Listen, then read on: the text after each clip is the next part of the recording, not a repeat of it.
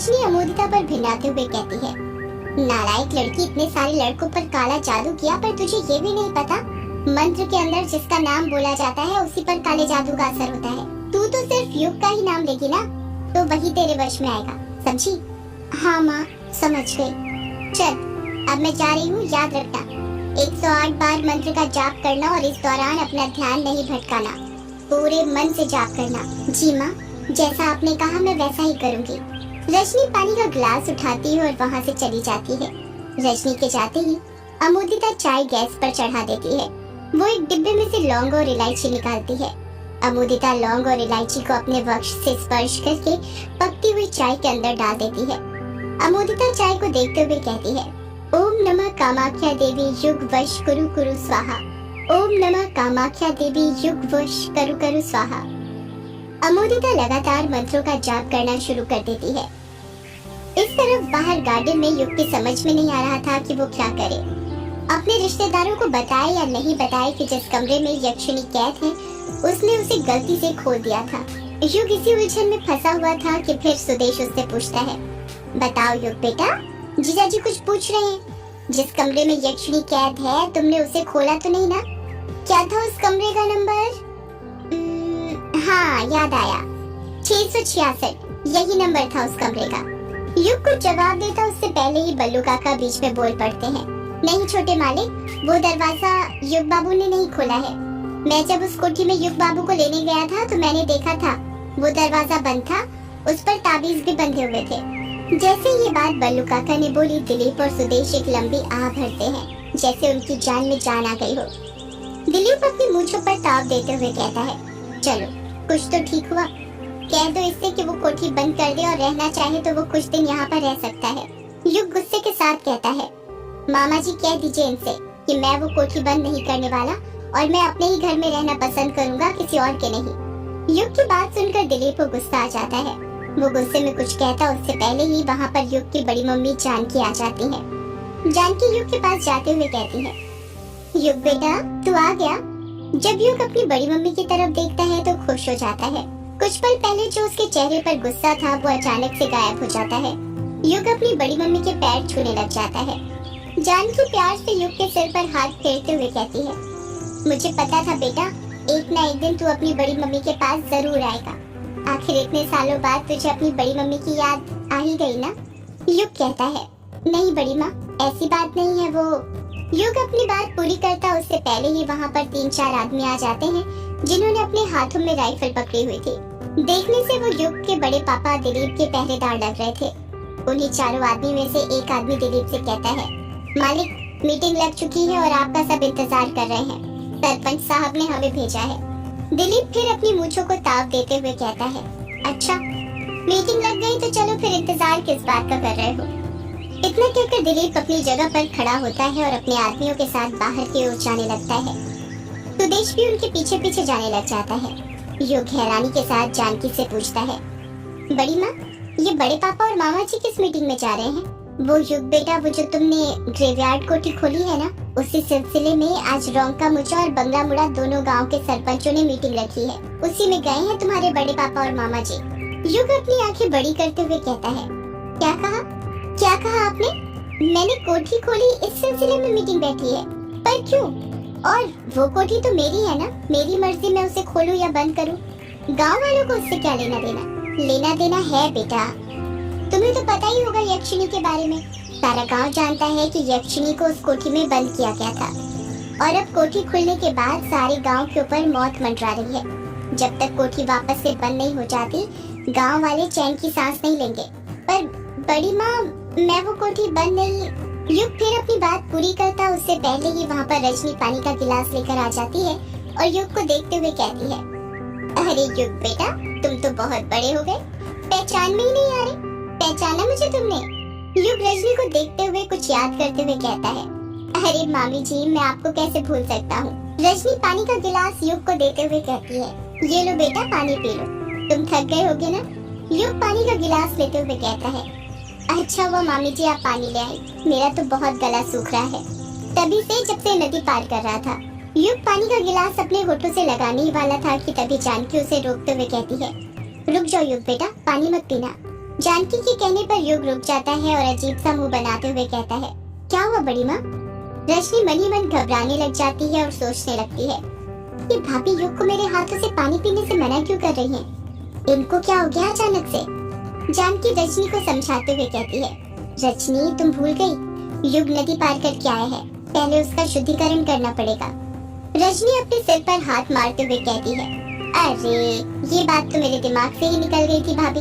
वो क्या है ना, युग इतने सालों बाद आया है ना, तो खुशी के कारण भूल गई थी। आप यहीं पर रुकिए, मैं लेकर आती हूँ। इतना कहकर रजनी वहाँ से चली जाती है। युग रजनी को देखते हुए कहता है, बड़ी माँ ये मामी जी कहाँ और क्या लेने जा रही हैं? बस देखते जा बेटा, कुछ देर में तुझे खुद ही तेरे सारे सवालों के जवाब मिल जाएंगे। कुछ देर बाद जब रजनी वापस आती है तो उसके हाथ में एक बड़ा सा लोटा था जिसमें पानी रखा हुआ था। युग उस लोटे को देखते हुए हंसते हुए कहता है, अरे ये क्या, जो नदी पार करके आते हैं उन्हें गिलास की जगह लोटे से पानी पिलाया जाता है क्या? जानकी युग की बात का जवाब देते हुए कहती है, युग बेटा ये पानी नहीं बल्कि गौमूत्र है। युग अपना मुंह फाड़ते हुए कहता है, क्या कहा? गौमूत्र है? इसका क्या करना है? प्लीज बड़ी माँ आप ये मत कहना कि इसे मुझे पीना है। कहीं यहाँ पर ये रिवाज तो नहीं है ना कि जो लोग नदी पार करके आते हैं उन्हें गौमूत्र पिलाया जाता है? युग की बातें सुनकर जानकी और रजनी दोनों ठहाके मार मार कर हंसने लग जाती है। जानकी हंसते हुए ही कहती है, ये पीने के लिए नहीं है बेटा। तो फिर किस चीज के लिए है बड़ी माँ? जानकी युग की बात का कुछ जवाब नहीं देती और वो लोटा रजनी के हाथों से ले लेती है। जानकी उस लोटे के अंदर का गौमूत्र अपने हाथ में लेते हुए युग के ऊपर छिड़कने लग जाती है। युग जानकी को रोकते हुए कहता है कि आप क्या कर रही हैं बड़ी माँ? प्लीज आप ऐसा मत कीजिए, इससे बहुत गंदी स्मेल आ रही है। जानकी गौमूत्र युग पर छिड़कते हुए कहती है, तुझे नहीं पता युग बेटा, पर यही रिवाज है। शास्त्रों के अनुसार बुरी शक्तियों के प्रभाव को खत्म करने के लिए गौमूत्र का प्रयोग किया जाता है। गौमूत्र बहुत ही पवित्र पदार्थ माना जाता है। शास्त्रों में लिखा गया है कि गाय में अनेक देवी एवं देवता निवास करते हैं और गौमूत्र में नकारात्मक प्रभाव को दूर करने की शक्ति निहित होती है। हमारे गांव के लोग तो हर दिन बुरी शक्तियों को अपने घर से दूर करने के लिए पूरे घर में गौमूत्र का छिड़काव करते हैं। युग कुछ नहीं कहता क्योंकि वो जानता था कि उसका कुछ भी कहना फिजूल है। बड़ी मम्मी उनके मन की करके ही रहेगी। गौमूत्र के छिड़काव के बाद युग पानी पीने लग जाता है। रजनी युग के आसपास की स्मेल लेते हुए कहती है, भाभी इसमें से तो बहुत गंदी बदबू आ रही है। युग पानी पीते हुए कहता है, अरे मामी जी स्मेल कैसे नहीं आएगी, अभी कुछ दिन पहले ही बड़ी माँ ने मेरे ऊपर मुट्ठी भर भर के गौमूत्र छिड़का है। नहीं युग बेटा, ये गौमूत्र की स्मेल नहीं है, ये बदबू तो ऐसे आ रही है जैसे किसी मरे हुए इंसान के शरीर में से आती है, सड़ी हुई गोभी की तरह। जानकी डरते हुए कहती है, युग बेटा कहीं ये बदबू तुम्हारे ग्रेवयार्ड कोठी में रुकने की वजह से तो नहीं रही? आखिर वहाँ पर वो यक्षिणी जो कैद है। जानकी की बात सुनकर युग भी घबराने लग जाता है। उसको भी मन ही मन लगने लग जाता है कि उनका कहना ठीक है। आखिर उसने कल रात यक्षिणी का कमरा जो खोला था, हो सकता है उसी वजह से उसकी शर्ट में से बदबू आ रही हो। पर जानकी और रजनी को उस पर शक न हो, इसलिए वो बड़े एटीट्यूड के साथ कहता है, अरे नहीं बड़ी माँ ऐसा कुछ नहीं है, आप भी ना कुछ भी सोचती हैं। युग जानकी और रजनी आपस में बातें ही कर रहे थे कि तभी वहाँ पर अमोदिता चाय की ट्रे लेकर आ जाती है। चाय की ट्रे में 4 कप चाय रखी हुई थी। अमोदिता आते से ही कहती है, अरे फूफा जी और पापा कहाँ चले गए? मैं तो उनके लिए भी चाय लेकर आई थी। जानकी अमोदिता के सवाल का जवाब देते हुए कहती है, वो तो चले गए बेटा, कोई बात नहीं, ला चाय युग बेटे को और हमें दे दे। रजनी अपने हाथ से अमोदिता की तरफ इशारा करते हुए युग से कहती है, मुझे तो पहचान लिया था तुमने युग बेटा, पर ये बता इसे पहचाना या नहीं पहचाना? युग अमोदिता को ऊपर से लेकर नीचे तक अच्छे से देखते हुए कहता है, ये आपकी बेटी अमोदिता है ना? युग ने इतना ही कहा था कि तभी जानकी खुश होते हुए कहती है, बिल्कुल ठीक कहा मेरे युग बेटे ने, ये सबको पहचानता है, किसी को नहीं भूला। युग उदास चेहरा बनाते हुए कहता है, सिवाय अपनी माँ के। जैसे ही युग ये बात कहता है, अचानक से वहाँ पर खड़े सभी लोगों के चेहरे की हंसी गायब हो जाती है, जैसे उसे ये बात नहीं बोलनी चाहिए थी। रजनी माहौल को बदलते हुए कहती है, अरे वाह अमोदिता, चाय की खुशबू तो बहुत अच्छी आ रही है। चाय अच्छे से तो बनाई है ना, जैसे मैंने बताई थी। अमोदिता तिरछी आंख से अपनी माँ को इशारा करते हुए कहती है, हाँ माँ, बिल्कुल वैसे ही बनाई है जैसे आपने बताई थी। तो खड़ी क्या है, युग बेटे को देना। अमोदिता युग के पास जाती है और उसे चाय देते हुए कहती है, युग जी चाय लीजिए ना। युग अमोदिता को मना करते हुए कहता है, अरे नहीं अमोदिता, गर्मी बहुत है, मेरा चाय पीने का मन नहीं कर रहा। ये बात सुनकर रजनी को झटका सा लगता है। उसे कुछ भी करके अमोदिता के हाथ की चाय युग को पिलानी थी। रजनी युग पर दबाव बनाते हुए कहती है, पी लो युग बेटा, अमोदिता ने बड़े प्यार से तुम्हारे लिए बनाई है, वरना फेंकने में जाएगी। बस एक बार तुम अमोदिता के हाथ की चाय पीकर देखो, फिर तुम उसी के हाथों की चाय के गुणगान गाने लग जाओगे।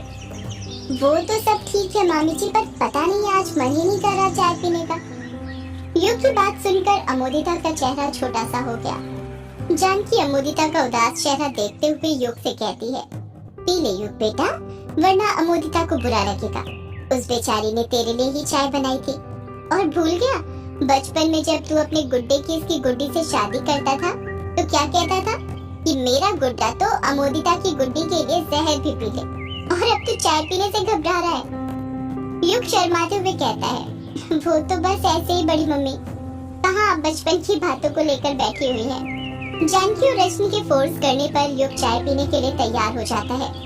वो चाय का कप उठाने के लिए अपना हाथ आगे बढ़ाने लग जाता है। जब अमोदिता युग को चाय देने के लिए थोड़ा सा झुकती है तो उसकी नजर युग की आंखों पर पड़ती है, और युग की आंखों में देखकर उसके हाथ पैर कांपने लग जाते हैं। वो बहुत नर्वस हो जाती है। जब कोई लड़की अपने बचपन के प्यार को देखती है तो अक्सर उसके साथ ऐसा ही होता है। अमोदिता इतनी नर्वस हो गई थी कि उसके हाथ जोर जोर से कांपने लग जाते हैं, और अगले ही पल ट्रे उसके हाथ से छूट जाती है और सारे कप जमीन पर गिरकर धड़ाम से फूट जाते हैं। रजनी गुस्से से कहती है, ये क्या, सारी मेहनत बर्बाद कर दी, एक काम तुझसे ठीक से नहीं होता। जानकी रजनी को समझाते हुए कहती है, अरे रजनी, तू क्यों अमोदिता पर चिल्ला रही है, बच्ची है बेचारी, हो जाता है कभी कभी।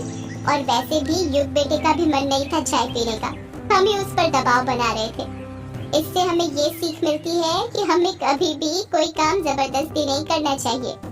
अमोदिता नीचे बैठकर जमीन पर फूटे चाय के कप के कांच ट्रे में उठाने लग जाती है। जानकी उसे रोकते हुए कहती है, अरे अमोदिता बेटा, रहने दे तू, मैं कर लूंगी। युग अमोदिता और जानकी की बातों पर ध्यान नहीं दे रहा था।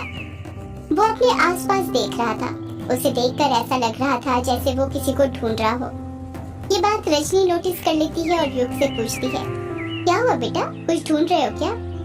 युग अपने आसपास देखते हुए कहता है, वो मामी जी, मैं सबसे मिल गया पर मुझे कहीं वंदना भाभी नहीं दिखी, वो कहाँ पर है? युग का सवाल सुनकर अचानक से रजनी के चेहरे के एक्सप्रेशन बदल जाते हैं। उसे देखकर ऐसा लग रहा था जैसे युग ने कोई ऐसा सवाल पूछ लिया था जो उसे नहीं पूछना चाहिए था। अमोदिता भी कांच के टुकड़े बिनते बिनते रुक गई थी। युग कहता है, क्या हुआ, आप सब मुझे ऐसे क्यों घूर रहे हैं? वंदना भाभी यहाँ पर नहीं है क्या? जानकी हिचकिचाते हुए कहती है ना युग बेटा, वंदना यहीं पर है अपने कमरे में। मुझे उनसे मिलना था बड़ी माँ, उनसे भी तो मिले हुए कई साल हो गए हैं, और आप सबको तो पता ही है बचपन में भाभी मेरा कितना ख्याल रखती थी। हाँ वो तो है बेटा, पर जानकी अपनी बात पूरी करके उससे पहले ही युग कहता है, पर क्या बड़ी माँ, प्लीज बताइए ना भाभी का कमरा कहाँ है, मैं अभी उनसे मिलकर आता हूँ। जैसे ही अमोदिता ये बात सुनती है, अमोदिता के डर के कारण हाथ पैर कांपने लग जाते हैं। वो हिचकिचाते हुए कहती है, क्या कहा बुआ जी आपने, वंदना भाभी के कमरे में? जानकी कहती है, हाँ वंदना के, जा लेकर जा युग को। अमोदिता डरते हुए कहती है, नहीं नहीं, मैं नहीं जाने वाली उनके कमरे के पास भी। अरे जा ना, मैंने कहा ना। युग ये सब देखकर हैरान हो जाता है और सोचने लग जाता है, ये अमोदिता वंदना भाभी के कमरे में जाने से इतना डर क्यों रही है। रजनी अमोदिता पर चिल्लाते हुए कहती है, नालायक लड़की, तेरे एक बार में समझ में नहीं आता क्या? भाभी कब से तुझे कुछ करने को बोल रही है और तू यहाँ बैठी हुई है? क्या यही संस्कार दिए मैंने तुझे, बड़ों की बात को ना मानना? रजनी के चिल्लाने पर अमोदिता अपनी जगह पर खड़ी हो जाती है और युग से कहती है, चलिए युग जी। अमोदिता और युग सीढ़ियाँ चढ़ते हुए वंदना के कमरे की तरफ जाने लगते हैं। जैसे जैसे अमोदिता वंदना के कमरे की तरफ अपने कदम बढ़ाती जा रही थी, उसके अंदर का खौफ बढ़ता जा रहा था। युग को तो समझ ही नहीं आ रहा था कि अमोदिता वंदना भाभी के कमरे में जाने से इतना घबरा क्यों रही थी। सदियों से है पुरानी